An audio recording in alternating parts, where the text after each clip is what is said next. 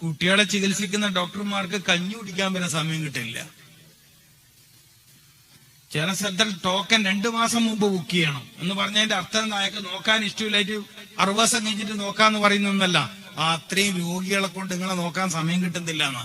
ചില സ്ഥലത്തിൽ 6 മാസം മുമ്പ് ബുക്ക് ചെയ്യണം, അപ്പോഴത്തേക്ക് രോഗി ജീവനോട് ഉണ്ടായ ഭാഗ്യം. ഇത്രയൊക്കെ ശ്രദ്ധിച്ചിട്ടും ഇത്രയൊക്കെ പരിചരിച്ചിട്ടും ഇത്രയൊക്കെ കാര്യങ്ങൾ ചെയ്തിട്ടും എന്ത് മാറ്റാ ഉണ്ടായതെന്ന് ചോദിച്ചാൽ മറുപടി പറയാൻ കഴിവുള്ള ആരെങ്കിലും ഉണ്ടോ? ഒരു മറുപടി പറയട്ടെ. എന്താ മാറ്റം ഉണ്ടായത്? ആർക്കാ രോഗത്തിൽ കുറവ്?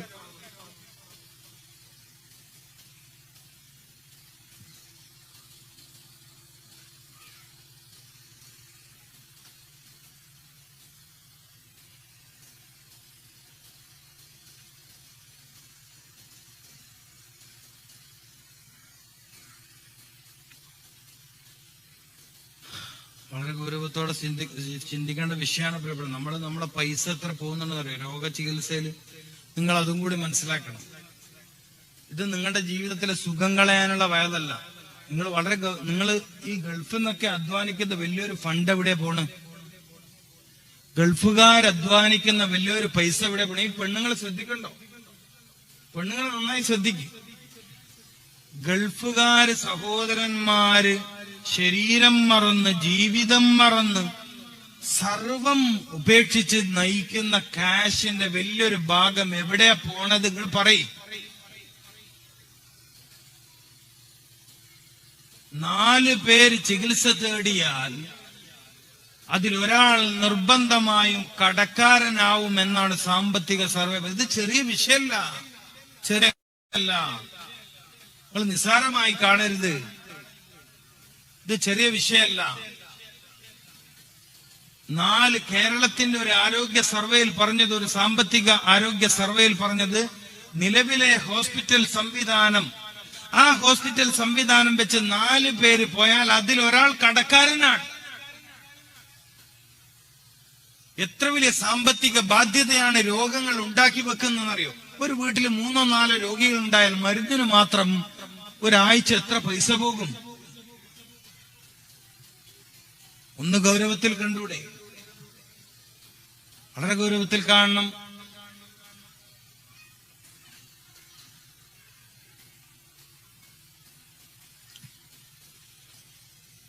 അവ രോഗം വരാതിരിക്കാനുള്ള മാർഗങ്ങൾ പഠിക്കണം. രോഗം വരാതെ സൂക്ഷിക്കാനുള്ള മാർഗങ്ങൾ പഠിക്കണം. കാരണം വന്ന് പിടികൂടിയാൽ നമുക്ക് പരിചയമുള്ള വഴികളിൽ രോഗങ്ങൾ ശിഫയാകുന്നത് വളരെ കുറവാ. ഇത് നിങ്ങളുടെ അനുഭവം ഞാൻ പറയേണ്ടതില്ല. നിങ്ങളുടെ അനുഭവം ഞാൻ എന്തിനു പറയണം? അപ്പൊ പിന്നെ രോഗം വരാതെ സൂക്ഷിക്കലാണ് നല്ലത്. അതിന്റെ ഏറ്റവും നല്ല വഴി പറഞ്ഞത് വിശുദ്ധ ഖുർആൻ. വിശുദ്ധ ഖുർആൻ പറഞ്ഞ വഴി എന്താണ്? മിക്ക ആളുകളും രോഗികളാവുന്നത് വയറ് ശ്രദ്ധിക്കാത്തത് കൊണ്ടാണ്. ഇത് നമ്മുടെ അനുഭവത്തിലുള്ള കാര്യമാണ്.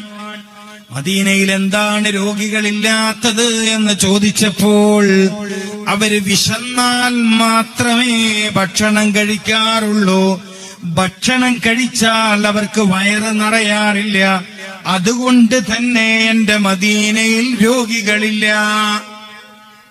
ഇത് നിസാര കാര്യമെന്ന് നിങ്ങളുടെ മനസ്സ് പറഞ്ഞാൽ നിങ്ങളുടെ ഈമാൻ ബലഹീനമാണ്.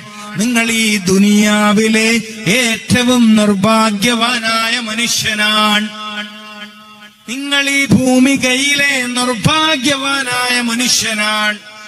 മദീനയിൽ എന്തേ രോഗികളില്ലാത്തത്? വിശന്നാലേ ഭക്ഷണം കഴിക്കാറുള്ളൂ. ഭക്ഷണം കഴിച്ചാൽ വയറ് നിറയാറില്ല. വയറ് നിറയെ ഭക്ഷണം കഴിക്കുന്നത് കുഫറിന്റെ ലക്ഷണമെന്ന് മുഹമ്മദുർ റസൂൽ. ഞാൻ അതിനപ്പുറം പറയണോ? ഞാൻ അതിന്റെ അപ്പുറം പറയണോ? ഒരു മുഅ്മിൻ, ഒരു സത്യവിശ്വാസി ഒരു വയറ് നിറയാനുള്ള ഭക്ഷണം കഴിക്കുമ്പോൾ ഒരു സത്യനിഷേധി 7 വയറ് നിറയാനുള്ള ഭക്ഷണം കഴിക്കുമെന്ന് മുഹമ്മദുർ റസൂൽ. ദയവ് ചെയ്ത് ഉമ്മമാരോട് പറയാനുള്ളത്, വയറ് നിറയെ കുഞ്ഞുങ്ങളെ ഭക്ഷണം കഴിക്കാൻ പരിശീലിപ്പിക്കരുത്. ദയവ് ചെയ്ത് നിങ്ങൾ ഇത് ഏറ്റെടുക്കണേ. കുഞ്ഞു പ്രായത്തില് അല്പഭക്ഷണം കഴിച്ച് ശീലിപ്പിക്കണേ. ഏറ്റവും വലിയ അദബ് ഭക്ഷണത്തിലാ പഠിപ്പിക്കേണ്ടത്. ഏറ്റവും വലിയ അദബ് ഭക്ഷണത്തിലാ പഠിപ്പിക്കേണ്ടത്. വയറ് നിറഞ്ഞ് ഭക്ഷണം കഴിക്കുന്ന കുട്ടിക്ക് തന്റെ മാതാപിതാക്കളെ അനുസരിക്കാൻ കഴിയൂല. വിഷയം മനസ്സിലായിട്ടില്ല? അത് മനസ്സിലായിട്ടില്ല, നിങ്ങൾക്ക് തിരിഞ്ഞിട്ടില്ല, അത് തിരിഞ്ഞിട്ടില്ല. പലരുടെയും പരാതി, കുട്ടികൾ തിന്നുന്നില്ല. ഒന്നും തിന്നില്ല. ഇല്ല, ഒരു ദോശ തിന്നെങ്കിലേ ഞാൻ 2 ദോശ തിന്നല്. കുട്ടിയുടെ വയസ്സ് 2. ഓൻ ഒരു ദോശ തിന്നാ ആസ്തിയല്ലേ, ഓനിക്ക് അരദോശയല്ലേ കൊണ്ട് രാവിലത്തേക്ക്. മനസ്സിലായിട്ടില്ല? ഒരു 5 വയസ്സ് വരെയുള്ള കുട്ടി രാവിലെ ഒരു 10 തന്നെ ഓവറാണ്. നിങ്ങൾക്ക് ബേജാറാവുന്നുണ്ടോ? ഭക്ഷണം മുടക്കുന്ന വേദാ പറയണത്. ബേജാറാവുണ്ടോ? ബേജാറ് പേര് എനിക്കറിയാം.